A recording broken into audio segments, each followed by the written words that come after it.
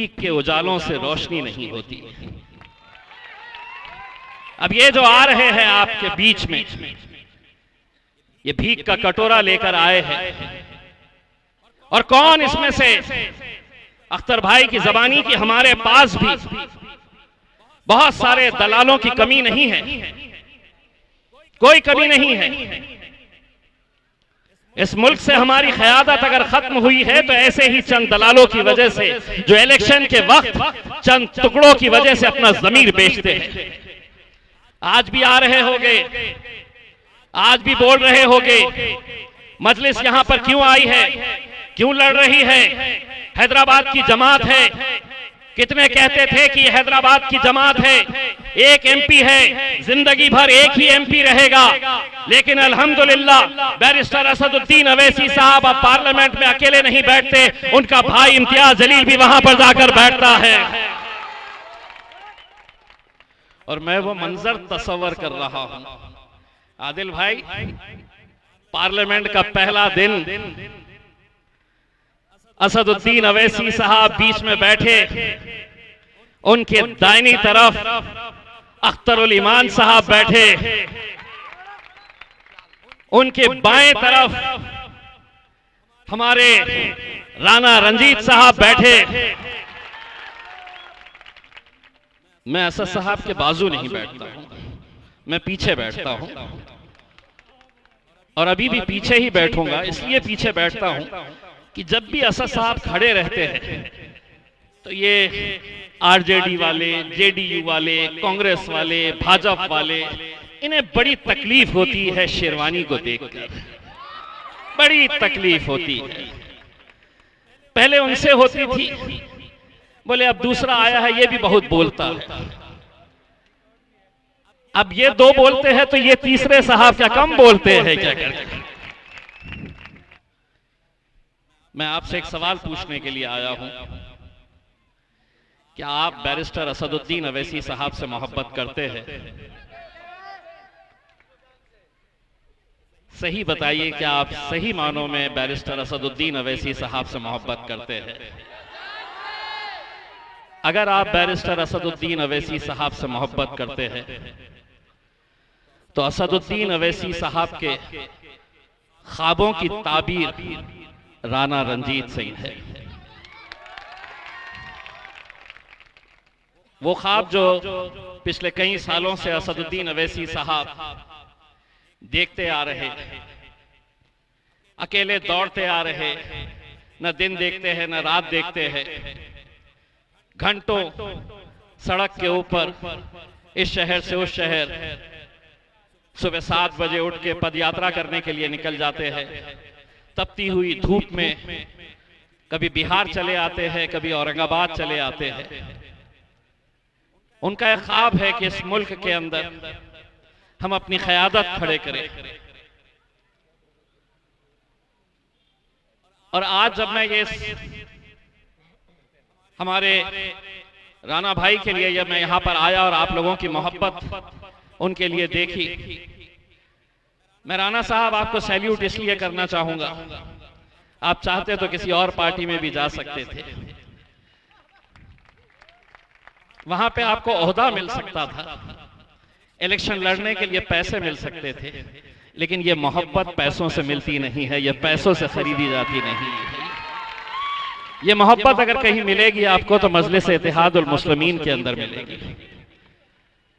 और यकीनन अख्तर भाई ने भी बिल्कुल सही कहा है, आदिल भाई ने भी सही कहा है, ये दीवानों की जमात है साहब, ये जुनूनियों की जमात है। इतने घंटे तक यहां पर बैठे रहना, कोई एक शख्स यहां पर ये नहीं कह सकता है। दूसरी सियासी जमातों में, सियासी पार्टी में इतने सारे लोगों को इकट्ठा करने के लिए गाड़ियां भेजना पड़ता है, पैसे देने पड़ते हैं, तब जाकर वो घंटा 2 घंटा बैठते हैं। मैं यकीन के साथ कह सकता हूं किसी एक शख्स के लिए गाड़ी नहीं भेजी गई है और किसी एक शख्स के ऊपर 1 रुपया भी खर्च नहीं किया गया है। ये सिर्फ बैरिस्टर असदुद्दीन अवैसी साहब की मोहब्बत में बैठे हैं। 13 तारीख के दिन मेरा इलेक्शन हुआ है। अल्हम्दुलिल्लाह वहां के बुजुर्ग नौजवान, मेरी माएँ बहनें, अख्तर भाई खुद आए थे, आफ्ताब साहब आए थे वहां पे। सारी ताकतें जुड़ गई थी, पूरी ताकतें मिलकर एक साथ सिर्फ इस कोशिश के अंदर लगी हुई थी कि महाराष्ट्र का इकलौता एक मुसलमान एमपी, जो सिर्फ मुसलमानों का एमपी नहीं है बल्कि दलितों का, पिछड़ों का, मजलूमों का, उन सब की आवाज उठाने वाला, उसको शिकस्त देने के लिए, उसको हराने के लिए सारी राजनीतिक पार्टियां एक साथ मिलकर आ गई थी। लेकिन अल्हम्दुलिल्लाह जब आवाम तय कर लेती है, जब आवाम यह फैसला कर लेती है, तो फिर किसी और के आगे झोली फैलाने की जरूरत नहीं होती है। मैंने भी झोली फैलाया तो अपने रब के आगे झोली फैलाया मैंने, और नतीजा यह हुआ कि 13 तारीख के दिन जब इलेक्शन चल रहा था, किसी और का टेबल भी वहां पर नौजवानों ने लगने नहीं दिया कि नहीं हम इम्तियाज जलील को जिता कर लेकर आएंगे। दूसरे दिन मीडिया वाले आए और मुझसे पूछे, करीब 13 लाख वोट पड़े हैं, 13 लाख में से जो छोटे छोटे उम्मीदवार खड़े हुए हैं, जो कोई 1000 लेगा, 2000 लेगा, 3000 लेगा, 3 लाख निकल गए, उसमें से 10 लाख 3 उम्मीदवार। आपको कितना यकीन है कि आप जीतेंगे? 10 लाख में से आपको कितने वोट मिलेंगे? मैंने कहा 8 लाख।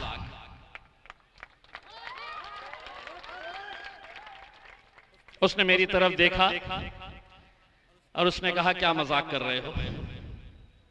मैंने कहा शुरू किसने किया? शुरुआत तो तुमने ही की ना। अब की बार शुरुआत तुमने की, अब की बार 400 पार हमने सुने। अब तुम 400 बोलो, हम 8 लाख बोलेंगे। भाइयों, आज वक्त और हालात इस मुल्क के अंदर ऐसे बनाए गए, स्टेज के ऊपर मौजूद जितने भी मेरे गैर मुस्लिम भाई हैं, पिछले 10 सालों से एक बात हम सुनते आ रहे हैं।